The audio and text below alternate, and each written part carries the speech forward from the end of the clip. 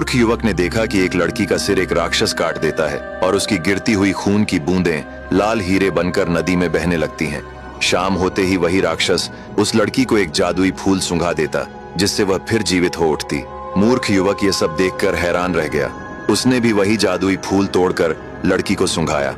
लड़की जीवित हो उठी और एक जवान युवक को देखकर बहुत खुश हुई। फिर दोनों मौज मस्ती करने लगे। ये क्रम कई दिनों तक चलता रहा। एक दिन युवक ने उस स्त्री से कहा, तुम राक्षस से पूछो कि उसके प्राण कहाँ हैं। मैं उसे मारकर तुम्हें आजाद करना चाहता हूँ। अगले दिन स्त्री ने राक्षस से यह राज पूछा। राक्षस पहले टाल मटोल करता रहा, झूठ मूठ कुछ भी बता देता, लेकिन एक दिन उसने सही सही बता दिया।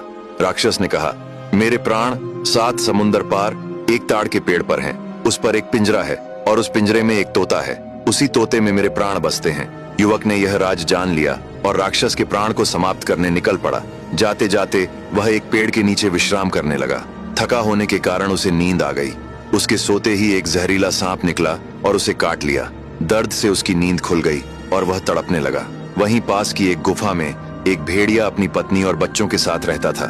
उसने युवक की दर्द भरी पुकार सुनी और उसके पास पहुंच गया। उसने देखा कि युवक को किसी जहरीले सांप ने काट लिया है। भेड़िया बोला, भाई तुम कौन हो ये तो मैं नहीं जानता, पर तुम्हें बचाना मेरा कर्तव्य है। भेड़िया युवक को अपनी गुफा में ले गया।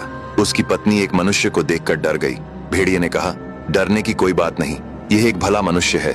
इसे जहरीले सांप ने काटा है और हमें इसे बचाना होगा। फिर भेड़िया बोला, इसकी सिर्फ एक ही दवाई है। पहाड़ी के उस पार विषारिणी नाम के जीव रहते हैं, जिनका आधा शरीर मोर का और आधा इंसान का होता है। उनके सिर का गूदा यदि इसके घाव पर लगाया जाए तो वह उसके शरीर से सारा विष खींच लेगा। अब आगे की कहानी जानने के लिए देखिए अगला भाग।